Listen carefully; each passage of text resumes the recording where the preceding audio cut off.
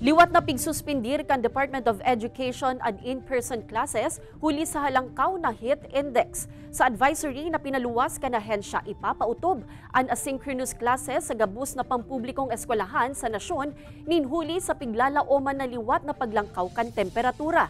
Kasubagong alas 3 nin hapon, kan maikurit sa Camarines Sur ang danger level na heat index sa 46 degrees Celsius. Apar sa mainit na panahon, antisipasyon man sumuot ang pagsasairarom sa asynchronous classes, puun ngunya na aldaw hasta sa aga huli sa nationwide transport strike kan pirang transport group.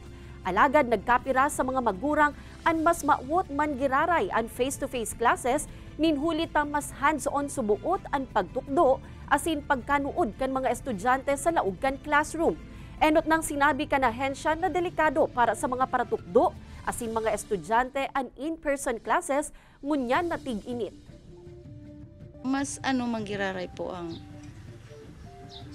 face-to-face talaga, sir. Siyempre na ang mga aki sa pagtuklo kang mga maestro itong actual talaga po. Pag sarong kaya, sir, di mo man kasi masyadong nakapokus ang mga aki kasi minsan po nagkakarawat.